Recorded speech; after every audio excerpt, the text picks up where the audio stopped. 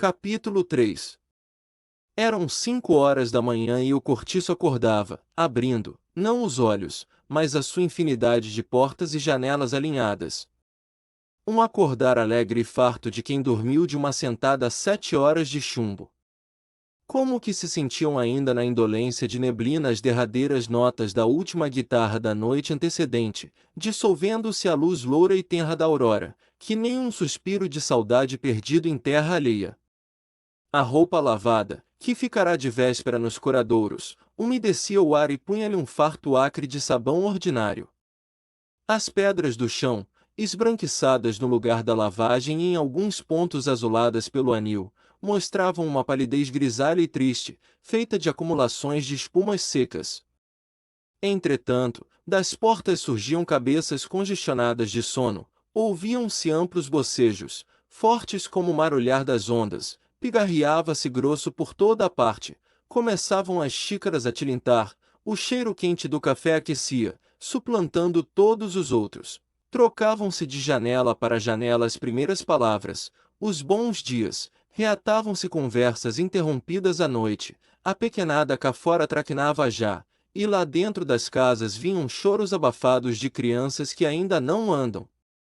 No confuso rumor que se formava, destacavam-se risos, sons de vozes que altercavam, sem se saber onde, grasnar de marrecos, cantar de galos, cacarejar de galinhas. De alguns quartos saíam mulheres que vinham pendurar cá fora, na parede, a gaiola do papagaio, e os louros, à semelhança dos donos, cumprimentavam-se ruidosamente, espanejando-se à luz nova do dia. Daí a pouco, em volta das bicas era um zum-zum crescente, uma aglomeração tumultuosa de machos e fêmeas. Uns, após outros, lavavam a cara, incomodamente, debaixo do fio de água que escorria da altura de uns 5 palmos. O chão inundava-se. As mulheres precisavam já prender as saias entre as coxas para não as molhar, via-se-lhes a tostada nudez dos braços e do pescoço, que elas despiam, suspendendo o cabelo todo para o alto do casco. Os homens, esses não se preocupavam em não molhar o pelo. Ao contrário, metiam a cabeça bem debaixo da água e esfregavam com força as ventas e as barbas, fossando e fungando contra as palmas da mão.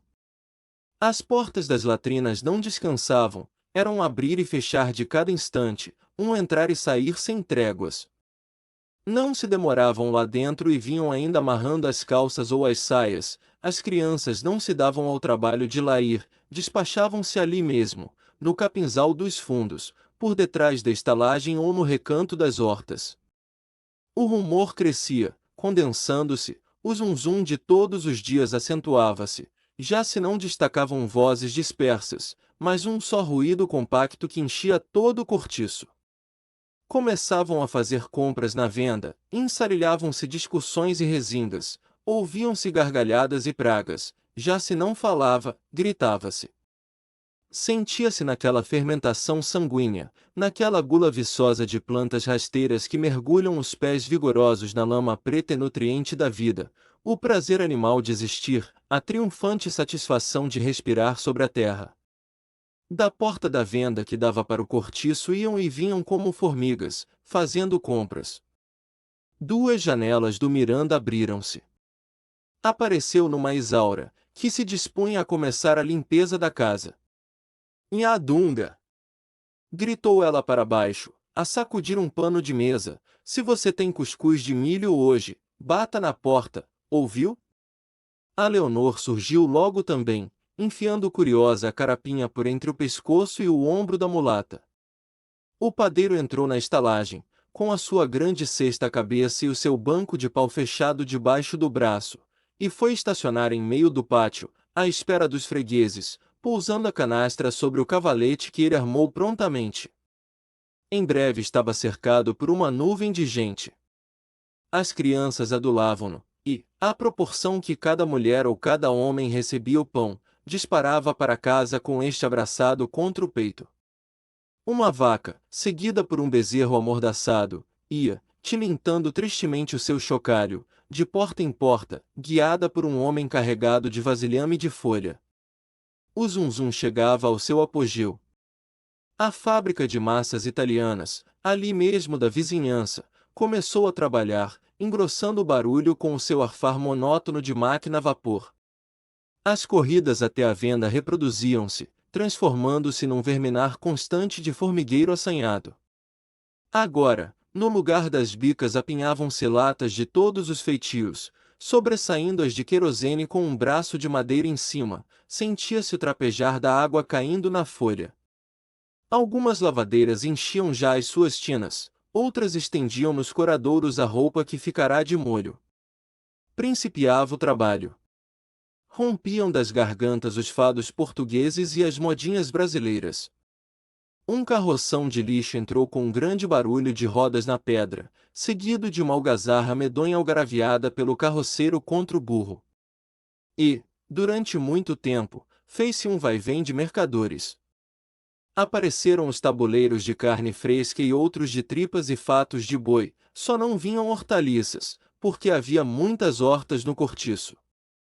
Vieram os ruidosos mascates, com as suas latas de quinquilharia, com as suas caixas de candeeiros e objetos de vidro e com o seu fornecimento de caçarolas e chocolateiras, de folha de Flandres. Cada vendedor tinha o seu modo especial de apregoar, destacando-se o homem das sardinhas, com as cestas do peixe dependuradas, a moda de balança, de um pau que ele trazia ao ombro. Nada mais foi preciso do que o seu primeiro guincho estridente e gutural para surgirem logo, como por encanto, uma enorme variedade de gatos, que vieram correndo a cercar-se dele com grande familiaridade, roçando-se-lhe nas pernas arregaçadas e miando suplicantemente. O sardinheiro os afastava com o pé, enquanto vendia o seu peixe à porta das casinhas, mas os bichanos não desistiam e continuavam a implorar, arranhando os cestos que o homem cuidadosamente tapava mal servia ao freguês. Para ver-se livre por um instante dos importunos era necessário atirar para bem longe um punhado de sardinhas, sobre o qual se precipitava logo, aos pulos, o grupo dos pedinchões. A primeira que se pôs a lavar foi a Leandra, por alcunha machona, portuguesa feroz, berradora, pulsos cabeludos e grossos, anca de animal do campo. Tinha 2 filhas, uma casada e separada do marido, Ana das Dores, a quem só chamavam a das Dores e outra donzela ainda, a Nênem, e mais um filho, o Agostinho, menino levado dos diabos, que gritava tanto ou melhor que a mãe. A das Dores morava em sua casinha à parte, mas toda a família habitava no cortiço. Ninguém ali sabia ao certo se a machona era viúva ou desquitada, os filhos não se pareciam uns com os outros. A das Dores, sim, afirmavam que fora casada e que largara o marido para meter-se com um homem do comércio, e que este, retirando-se para a terra e não querendo soltá-la ao desamparo, deixará o sócio em seu lugar. Teria 25 anos. Nênem 17. Espigada, franzina e forte, com uma proazinha de orgulho da sua virgindade, escapando como enguia por entre os dedos dos rapazes que a queriam sem ser para casar. Engomava bem e sabia fazer roupa branca de homem com muita perfeição. Ao lado da Leandra foi colocar-se a sua tina Augusta Carne Mole, brasileira, branca, mulher de Alexandre, um mulato de 40 anos, soldado de policia, pernóstico, de grande bigode preto, queixo sempre escanhoado e um luxo de calças brancas engomadas e botões limpos na farda, quando estava de serviço. Também tinham filhos, mas ainda pequenos, um dos quais, a Juju, vivia na cidade com a madrinha que se encarregava dela. Esta madrinha era uma cocote de 30.000 réis para cima, a Léone, com sobrado na cidade. Procedência francesa. Alexandre, em casa, à hora de descanso, nos seus chinelos e na sua camisa desabotoada, era muito chão com os companheiros de estalagem, conversava, ria e brincava, mas envergando o uniforme, encerando o bigode e empunhando a sua chibata, com que tinha o costume de fustigar as calças de brim, ninguém mais lhe via os dentes e então a todos falava teso e por cima do ombro. A mulher, a quem ele só dava tu quando não estava fardado, era de uma honestidade proverbial no cortiço, honestidade sem mérito, porque vinha da indolência do seu temperamento e não do arbítrio do seu caráter. Junto dela pôs-se a trabalhar a Leocádia, mulher de um ferreiro chamado Bruno, portuguesa pequena e socada, de carnes duras, com uma fama terrível de leviana entre as suas vizinhas. Seguia-se a Paula, uma cabocla velha, meio idiota, a quem respeitavam todos pelas virtudes de que só ela dispunha para benzer erisipelas e cortar febres por meio de rezas e feitiçarias. Era extremamente feia, grossa, triste, com olhos desvairados, dentes cortados à navalha, formando ponta, como dentes de cão, cabelos lisos, escorridos e ainda retintos apesar da idade. Chamavam-lhe bruxa. Depois seguiam-se a Marciana e mais a sua filha Florinda. A primeira, mulata antiga, muito seria e aciada em exagero, a sua casa estava sempre úmida das consecutivas lavagens. Em lhe apanhando o mau humor punha-se logo a espanar, a varrer febrilmente, e, quando a raiva era grande, corria buscar um balde de água e descarregava-o com fúria pelo chão da sala. A filha tinha 15 anos, a pele de um moreno quente, beiços sensuais, bonitos dentes, olhos luxuriosos de macaca. Toda ela estava a pedir homem, mas sustentava ainda sua virgindade e não cedia, nem à mão de Deus Padre, aos rogos de João Romão, que a desejava apanhar a troco de pequenas concessões na medida e no peso das compras que Florinda fazia diariamente à venda. Depois via-se a velha Isabel, isto é, Dona Isabel, porque ali na estalagem lhes dispensavam todos certa consideração, privilegiada pelas suas maneiras graves de pessoa que já teve tratamento, uma pobre mulher comida de desgostos.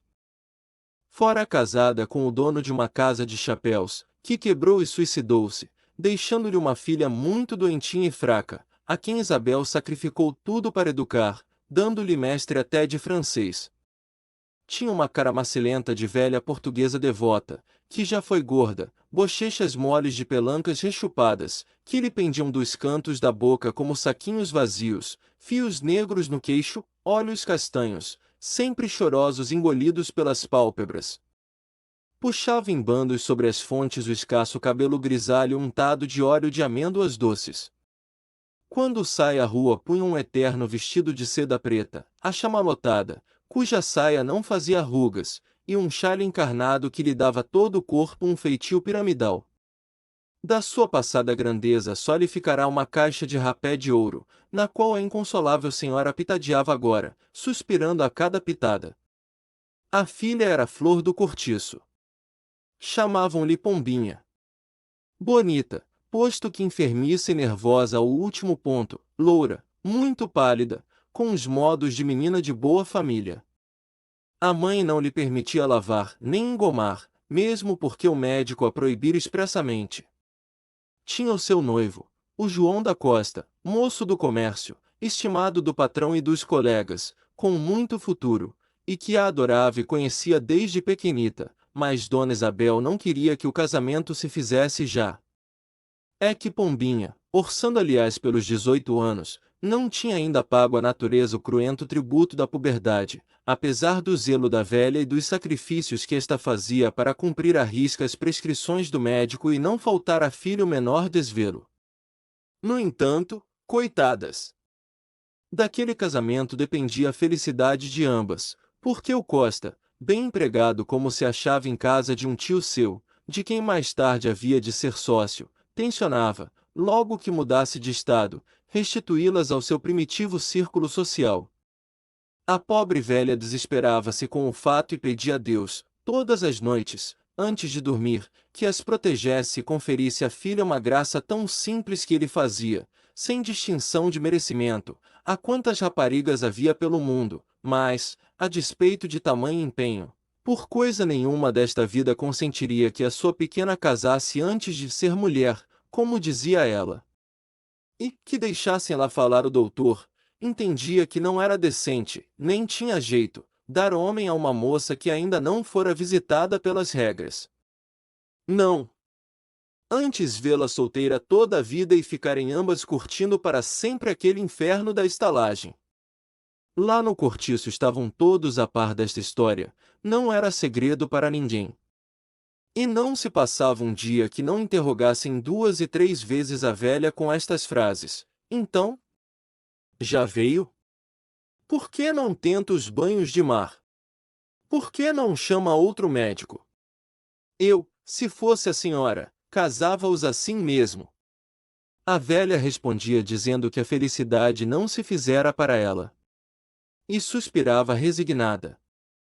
Quando Costa aparecia depois da sua obrigação para visitar a noiva, os moradores da estalagem cumprimentavam-no em silêncio com um respeitoso ar de lástima e piedade, empenhados tacitamente por aquele caiporismo, contra o qual não valiam nem mesmo as virtudes da bruxa. Pombinha era muito querida por toda aquela gente. Era quem lhe escrevia as cartas, quem em geral fazia o rol para as lavadeiras, quem tirava as contas, quem lia o jornal para os que quisessem ouvir.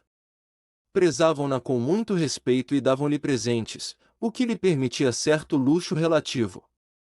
Andava sempre de botinhas ou sapatinhos com meias de cor, seu vestido de chita engomado, tinha as suas joiazinhas para sair à rua, e, aos domingos, quem a encontrasse à missa na igreja de São João Batista, não seria capaz de desconfiar que ela morava em Cortiço. Fechava a fila das primeiras lavadeiras, o albino, um sujeito afeminado, fraco, cor de espargo cozido e com um cabelinho castanho, deslavado e pobre, que lhe caia, numa só linha, até ao pescocinho mole e fino. Era lavadeiro e vivia sempre entre as mulheres, com quem já estava tão familiarizado que elas o tratavam como a uma pessoa do mesmo sexo, em presença dele falavam de coisas que não exporiam em presença de outro homem. Faziam-no até confidente dos seus amores e das suas infidelidades, com uma franqueza que o não revoltava, nem comovia. Quando um casal brigava ou duas amigas se disputavam, era sempre Albino quem tratava de reconciliá-los, exortando as mulheres à concórdia.